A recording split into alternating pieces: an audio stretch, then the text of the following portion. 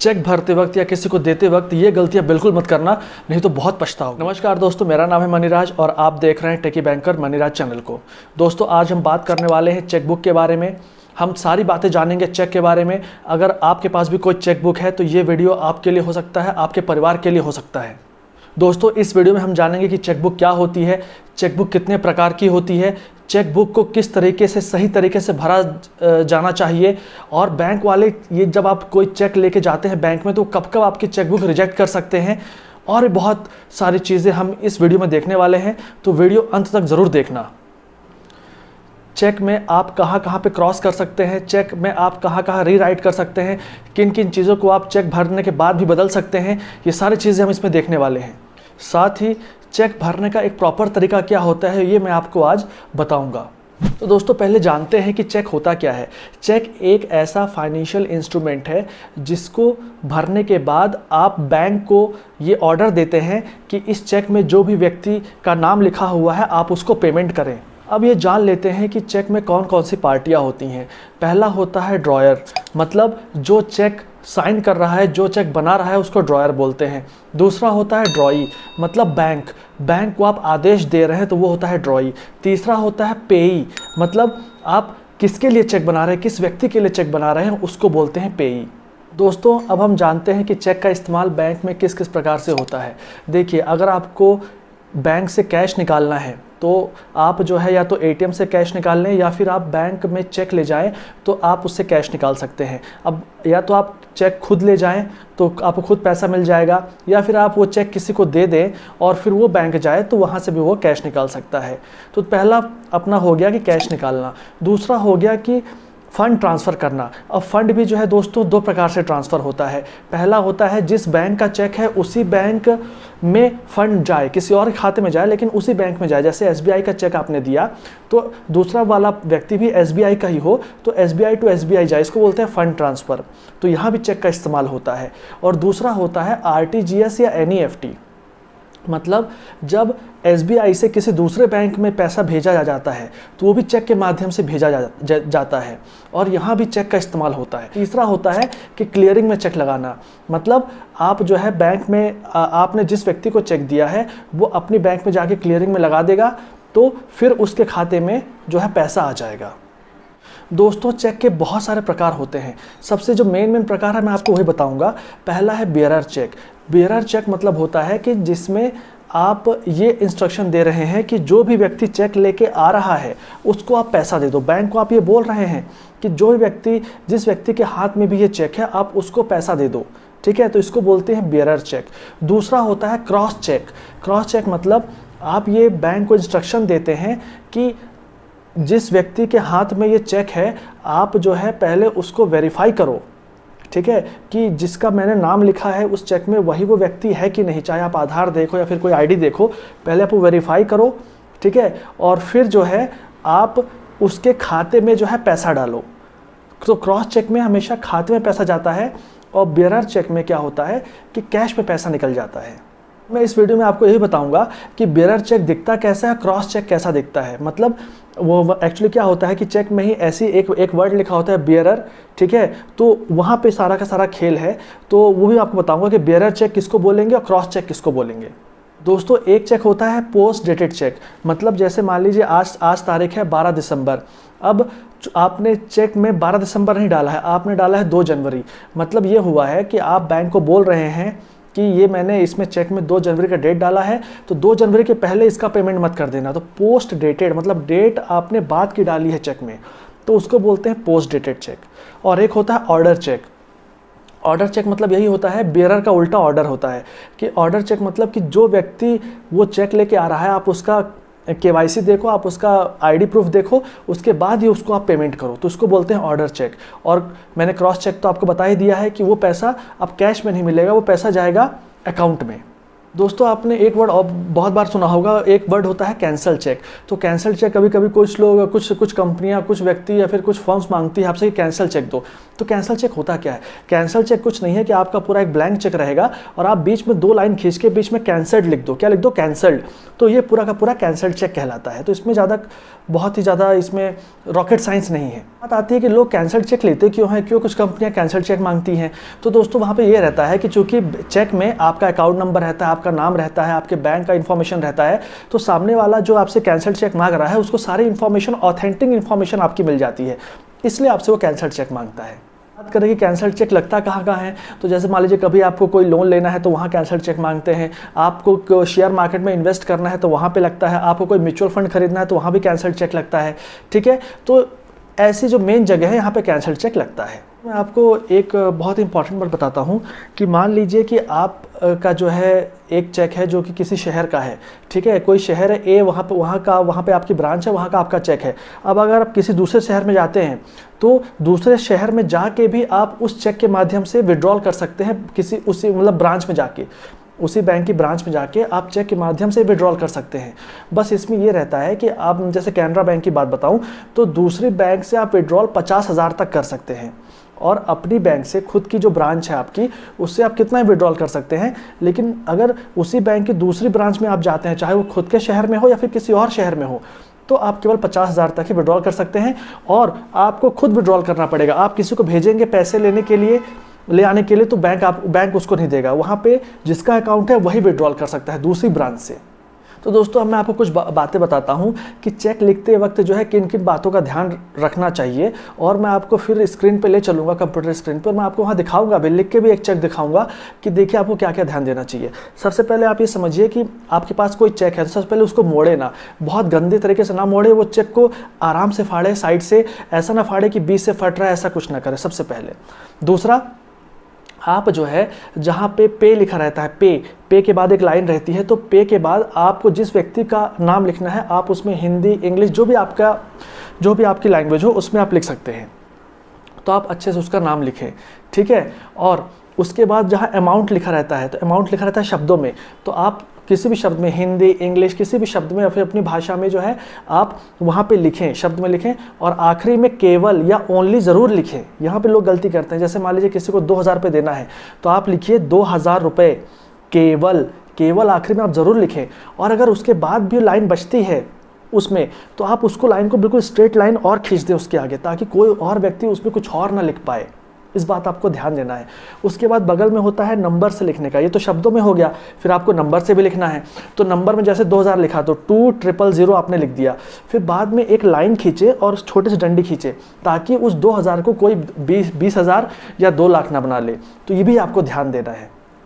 उसके बाद आपको जो है सिग्नेचर करना है, और सिग्नेचर और बाकी चीज़ें आप एक ही पेन से भरें तो अच्छा रहेगा। मतलब सारी चीज़ें आप एक ही पेन से भरें, चाहे जेल हो चाहे डॉट हो, लेकिन आप कोशिश करें कि हमेशा डॉट पेन से भरें। कलर कुछ भी हो सकता है, लेकिन आप डॉट पेन से भरें, इसका कोशिश करें आप। और डेट लिखते वक्त लोग बहुत गलती करते हैं। डेट में क्या करते हैं, जैसे डे रहता है, मंथ रहता है और ईयर रहता है, तो वहाँ पे थोड़ा गलती करते हैं। तो थोड़ा देख लें आप कि डेट आप क्या भर रहे हैं, तो उसको अच्छे से भरें। मैं आपको बताऊँगा वीडियो में ले जाके कि किस तरीके से भरना है। दोस्तों मैं आपको यही बताऊँगा वहाँ पे कि चेक नंबर किसको बोलते हैं, मतलब पूरे चेक में चेक नंबर क्या होता है, कहाँ पे लिखा होता है 6 अक्षर का। क्योंकि लोग यहाँ बहुत कंफ्यूज होते हैं कि सर चेक नंबर कहाँ पे लिखा हुआ है, क्योंकि फॉर्म में डालना पड़ता है। एक होता है MICR नंबर, एक होता है IFSC कोड। तो चेक नंबर जो मेन है मैं आपको बताऊँगा। साथ ही आप ये थोड़ा ध्यान दें कि चेक जो है, चेक में स्टेपलर ना मारे, क्योंकि लोग जो है क्या करते हैं कि जैसे मान लो फॉर्म उन्होंने भरा ब्रांच जाके, तो वो फॉर्म भी लेते हैं और चेक लेते हैं और वहाँ स्टेपलर मार देते हैं। स्टेपलर कभी ना मारे, पिन लगाएं, जो पिन होती है पेपर पिन, उसको आप लगा दें, स्टेपलर ना मारें। अब अगर बात करें दोस्तों कि कभी कभार जब आप किसी को चेक देते हैं तो चेक बाउंस भी हो जाते हैं, तो उसके कारण क्या क्या होते हैं। तो सबसे पहला होता है कि आपके अकाउंट में अगर पैसा नहीं है और सामने वाले ने चेक लगा दिया, तो उसकी वजह से वो जो है बाउंस हो जाता है। दूसरा, आपने जो साइन किया है वो मिसमैच हो जाए, ठीक है, या फिर अकाउंट नंबर मिसमैच हो जाता है सामने वाले का, उससे भी होता है। आपने जो डेट डाली है वो डेट जो है, या तो आपने आपने कोई पोस्ट डेटेड डेट डाल दी है, मतलब जैसे कि आज जो है मान लीजिए 12 दिसंबर है और और आपने डेट डाल दी है 1 जनवरी और सामने वाले ने 1 जनवरी के पहले ही वो चेक लगा दिया तो भी बाउंस हो जाएगा। ठीक है, आपने जो है जो अमाउंट लिखा है शब्दों में और वर्ड्स में उसमें मिसमैच है। जैसे 2000 का चेक है तो आपने एक जगह 20,000 लिखा है, एक जगह 2000 लिखा है तो भी बाउंस हो जाता है। ठीक है, चेक डैमेज है, फटा हुआ है तो भी हो जाएगा। ठीक है, और आपका चेक एक्सपायर हो गया है। चेक एक्सपायर मतलब कि देखिए चेक की 3 महीने वैलिडिटी रहती है। जैसे मान लीजिए आपने 1 जनवरी को किसी को चेक दिया, 1 जनवरी का आपने डेट डाला तो 1 जनवरी के बाद 1 फरवरी, 1 मार्च, 1 अप्रैल, 1 अप्रैल तक वो चेक रहेगा। फिर 2 अप्रैल को वो एक्सपायर हो जाएगा। तो कभी कभार लोग जो है चेक अपने पास रखे रहते हैं और जब वो एक्सपायर हो जाता है तब चेक को लगाते हैं तो उसकी वजह से भी गड़बड़ हो जाती है, बाउंस हो जाता है। कभी कभी फॉर्ज चेक लग जाते हैं बैंक में, फॉर्जरी वाला केस हो जाता है तो भी बाउंस हो जाता है चेक। कभी कभार जिसने चेक फाड़ के आपको दिया है उसकी डेथ हो जाए आपके चेक लगाने के बाद या पहले ही जो है उसकी डेथ हो जाए फिर भी आपने चेक लगा दिया है तो भी बाउंस हो जाएगा। कभी कोर्ट ऑर्डर दे देता है कि भैया ये जो चेक लगा हुआ है इसको रोक दिया जाए। ठीक है, कभी कभी जिसने आपको चेक दिया है आपके चेक लगाने के पहले ही वो अपने बैंक को बोल देता है कि अगर ये चेक बैंक में आए तो इसको रोक देना, तो भी बाउंस हो जाता है चेक। और दोस्तों मैं आपको बता दूं, अगर चेक बाउंस होता है, आपने किसी को चेक दिया है और अगर आपका चेक दिया हुआ चेक बाउंस हो जाता है तो सामने वाला व्यक्ति आप पे जो है क्रिमिनल केस भी कर सकता है। Section 138 of negotiable instrument act 1881 के तहत वो आप पे क्रिमिनल केस कर सकता है। दोस्तों यहाँ पे आप ये भी जान लीजिए कि चेक को हम किस किस प्रकार से अप्लाई कर सकते हैं। तो या तो आप ब्रांच चले जाएं, वहाँ पे एप्लीकेशन भर दें चेक के लिए, या एटीएम मशीन से चेकबुक रिक्वेस्ट डाल दें, मोबाइल से चेकबुक रिक्वेस्ट डाल दें, नेट बैंकिंग से चेकबुक रिक्वेस्ट डाल दें। बहुत सारे तरह के आजकल हो गए हैं चेकबुक मंगवाने के। आई होप आपको चेक बुक के बारे में थोड़ा सा जानकारी हो गई होगी। और हाँ, मैं आपको यही बता दूं कि अगर आप चेक बुक को देखेंगे ना तो चेक्स जो लगे होते हैं वो एक पहला पन्ना होता है चेक बुक में जो कि खाली होता है। तो बेसिकली क्यों दिया जाता है वो कि जब भी आप कोई चेक फाड़ें अपने चेक बुक का तो आप किस व्यक्ति को दे रहे हैं, उसमें चेक नंबर क्या है, क्या अमाउंट है, आपको उन पहले 2-3 पन्नों में लिखना होता है। तो आप ज़रूर रखें ताकि आपको याद रहे कि आपने किस व्यक्ति को दिया है, कब दिया है, कितने अमाउंट का दिया है। तो लोग वो गलती करते हैं, वो रखते नहीं हैं और फिर बाद में खुद भूल जाते हैं कि यार मैंने किस व्यक्ति को चेक दिया है। तो चलिए स्क्रीन पर चलते हैं और देखते हैं कि किस तरीके से एक चेक को प्रॉपर भरा जाए। तो दोस्तों चलिए अब चलते हैं स्क्रीन पर और देखते हैं कि एक चेक को किस तरीके से भरा जाता है। तो जैसा आप देख पा रहे हैं कि यहाँ पे जो है स्टेट बैंक ऑफ इंडिया का मैंने एक चेक लिया हुआ है। अब देखिए दोस्तों, इस चेक में भी बहुत सारे फीचर्स हैं सिक्योरिटी के लिए। जैसे एग्जांपल के लिए मैं आपको बता दूं कि यहाँ पे जो आप पूरी बॉडी देख रहे हैं इसकी, ये पूरी बॉडी नॉर्मल नहीं है। यहाँ पे अंदर SBI लिखा हुआ है और अंदर CTS 10 CTS 2010 ये भी लिखा हुआ रहता है। और जब इसको हम उसमें देखते हैं अल्ट्रा वायलेट रेज में तो पूरा का पूरा दिखता है, लोगो दिखता है पूरा। तो सिक्योरिटी के लिए बहुत सारा होता है। अगर आपको चेक करना है कि चेक असली है कि नकली तो आप थोड़ा पानी लीजिए और जो ये पूरी इसी कलर्ड बॉडी है कहीं भी पानी को लगाइए। कहीं पानी को लगाएंगे तो वो मिट जाएगा, ये कलर जो है मिट जाएगा। ठीक है, पानी से मिट जाएगा। तो समझिए कि थोड़ा सा चेक जो है सही है या और भी बहुत सारे फीचर्स हैं। तो पूरा चेक करने के बाद ही आप चेक किसी से एक्सेप्ट करें, अगर आपको किसी से चेक एक्सेप्ट करना हो तो। ठीक है, अब देखिए दोस्तों, इसमें क्या होता है कि अगर आप जो है यहाँ पे 2 लाइन खींच देंगे, यहाँ सा कोने में 2 लाइन पैरेलल लाइन खींच देंगे तो इसको बोलते हैं क्रॉस चेक। मतलब अब जो है आप जिसको भी चेक देंगे वो अपने अकाउंट में ही डाल पाएगा, वो उससे कैश नहीं निकाल पाएगा। समझ रहे हैं? तो एक ये होता है, एक होता है क्रॉस चेक। अब दूसरा होता है ब्लैंक चेक। ब्लैंक चेक मतलब कि आपने जो है केवल यहाँ पे सिग्नेचर कर दिया, यहाँ जहाँ सिग्नेचर करने का कॉलम है आपने केवल सिग्नेचर कर दिया और चेक दे दिया, उसको बोल देते हैं ब्लैंक चेक। ये बहुत खतरनाक होता है। ब्लैंक चेक किसी को भी ऐसे ना दें जब तक आप उसे बहुत विश्वास नहीं करते। ठीक है, अब हम थोड़ा चेक को भरना जान लेते हैं। उसके पहले देखिए क्या है कॉलम है यहाँ पे। तो यहाँ पे एक कॉलम है पे का, एक है रुपीज़ का, एक है अकाउंट नंबर, एक है यहाँ पे भी अमाउंट डालने का है, एक है डेट डालने का। तो पे मतलब क्या होता है, आप जिस व्यक्ति को चेक दे रहे हैं उसका आपको यहाँ पे नाम लिखना है। यहाँ पे उस व्यक्ति का नाम लिखिए, पूरा नाम लिखिए। ठीक है, रुपीज़ में क्या होता है कि आप शब्दों में जो भी अमाउंट दे रहे हैं उसको शब्दों में लिखिए और यहाँ पे उसको नंबर्स में लिखिए उसी अमाउंट को। और यहाँ पे आपका रहता है कॉलम किसका, सिग्नेचर करने के लिए। और ये जो आपका है ये डेट डालने का है और ये 3 महीने तक ही वैलिड होता है। मतलब आप यहाँ जो भी डेट डालेंगे ये चेक अगले 3 महीने तक ही वैलिड होगा, उसके बाद ये चेक एक्सपायर हो जाएगा। अगर वो सामने वाला व्यक्ति 3 महीने बाद ही चेक लेके जाता है बैंक में तो बैंक वाले इसको जो है बाउंस कर देंगे, इसको एक्सेप्ट नहीं करेंगे। समझ रहे हैं? तो कोई भी चेक की जो वैलिडिटी होती है वो 3 महीने ही होती है।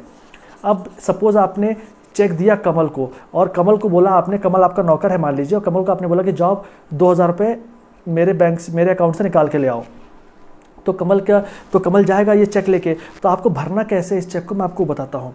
सबसे पहले आप यहाँ पे लिखेंगे पे में कमल, आप पे में क्या लिखेंगे, कमल, और यहाँ पे आप लकीर खींच देना, कमल के बाद लकीर खींच देना। अब ये देखिए अब यहाँ क्या लिखा है, कमल और ऑर्डर, ठीक है, और ऑर्डर। तो यहाँ पे कभी कभी ऑर्डर लिखा रहता है, कभी कभी बियरर लिखा रहता है, बियरर। तो अगर आपने ऑर्डर या बियरर को नहीं काटा, ठीक है, तो क्या होगा कि चाहे कमल जाए या फिर बियरर कोई या फिर कोई और लेके जाए, बैंक जो है पैसा दे देगा। तो यहाँ जनरली बियरर लिखा रहता है, बियरर। तो अगर कमल को आपने दिया है तो बियरर को काट दे। बियरर को काटने से क्या होगा कि बैंक पहले कमल का आईडी चेक करेगा और उसके बाद ही उसको कैश देगा। अगर आपने कमल लिखा और यहाँ बियरर लिखा हुआ है और आपने उसको नहीं काटा, ध्यान से सुनिएगा, अगर आपने उसको नहीं काटा तो बैंक जो है, चाहे कमल जाए या फिर कमल की जेब से ये चेक गिर गया है, कोई दूसरा उठा लिया है किसी ने और वो बैंक लेके जाएगा तो बैंक उसको पैसा दे देगा। तो यहाँ पे होता है ये बियरर का ऑप्शन, ठीक है। उसके बाद आपको यहाँ लिखना है 2000 रुपये, तो 2000, ठीक है। ओनली, यहाँ पे ओनली ज़रूर लिखें। ओनली लिखने से क्या होता है कि अब कोई भी 2000 के बाद कुछ और नहीं लिख पाएगा। और साथ में आप यहाँ पे लाइन भी खींच दें, ऐसे पूरे के पूरे लाइन खींच दें ताकि वो इस लाइन को भी इस्तेमाल ना कर पाए। और उसके बाद आप यहाँ अमाउंट डालें 2000 और यहाँ पे लकीर खींचे और एक ऐसी छोटी सी डंडी बनाएं। इससे क्या होगा कि 2000 का वो 20,000 या 2 लाख नहीं कर पाएगा सामने वाला व्यक्ति। फ्रॉड होने के चांसेस बहुत कम हो जाएंगे। फिर आपको यहाँ पे अकाउंट नंबर डालना है। जनरली जो आपको चेकबुक मिलती है उसमें यहाँ पे अकाउंट नंबर प्रिंट होके आता है, लेकिन अगर आपको ऐसी चेकबुक मिली जो ब्लैंक है तो आप यहाँ पे अपना अकाउंट नंबर डालेंगे, सामने वाले का नहीं, अपना। आपका जो आपका चेकबुक है तो आप अपना अकाउंट नंबर डालेंगे। उसके बाद आपको यहाँ पे सिग्नेचर करना है और यहाँ पे डेट ज़रूर डालिएगा। डेट डालने के लिए जैसे मान लीजिए आज 12 दिसंबर है तो 12 दिसंबर 2022 ऐसे पूरा डेट डालिए। अब ये बात समझ लीजिए, बैंक ये चेक में काटा पीटी नहीं चलती है। काटा पीटी केवल एक जगह चल सकती है, वो है इसके डेट में। जो इसका डेट है, अगर मान लीजिए आपने डेट गलत भर दिया है तो बैंक जो है, मान लीजिए आपने यहाँ डेट गलत भर दिया तो आप यहाँ पे डेट को सुधार के आप यहाँ पे साइन कर देंगे तो बैंक उसको मान लेता है। लेकिन बाकी जगह अगर आप काटा पीटी करेंगे तो बैंक उसको नहीं मानेगा, सबसे पहली बात। तो अगर आपको कैश में किसी यूज़ करना है तो आप यहाँ पे डबल क्रॉस ना करें। अगर किसी के अकाउंट में पैसे भेजने हैं तो आप उसको चेक दें, लेकिन यहाँ पे डबल क्रॉस ऐसे करके क्रॉस चेक ज़रूर बनाएं। क्रॉस चेक से क्या है कि उसके अकाउंट में ही पैसे जाएंगे। उसके बाद बात आती है कि चेक नंबर क्या होता है। तो दोस्तों ये 6 अक्षर जो नीचे आपको दिख रहे हैं यही चेक नंबर है। ये चेक नंबर है 674641, इस चेक का ये चेक नंबर है। फिर इसके बाद MICR कोड, ये MICR कोड है, ठीक है। तो MICR कोड की ज़रूरत नहीं पड़ती है, जनरली चेक नंबर आपको भरना पड़ता है। तो ये चेक नंबर यहीं पे होता है, डबल जो कॉमा ऐसे इन्वर्टेड कॉमा लगा हुआ है इसके अंदर ये चेक नंबर होता है। आई होप आपको थोड़ा बहुत समझ में आ रहा होगा।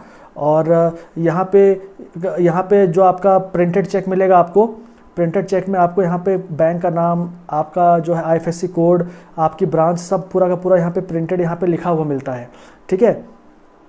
तो ये था चेक के बारे में। और ऐसे ही चेक जो है आपको भरना है विड्रॉल के टाइम, आपको भरना है, किसी को क्लियरिंग में जब लगाना है तो भी भरना है ऐसे ही, ठीक है। और साथ ही में आप RTGS NEFT कर रहे हैं तो भी आपको इस प्रकार से चेक भरना है। तो आई होप दोस्तों ये चीज़ें आपको समझ में आई होंगी। अगर समझ में आई हैं, अच्छी लगी हैं तो इस वीडियो को शेयर करें, लाइक करें और मेरे चैनल को सब्सक्राइब करें। तो चलिए फिर से ऐसे वीडियो के साथ आपसे मिलूँगा, तब तक के लिए जय हिंद, जय भारत।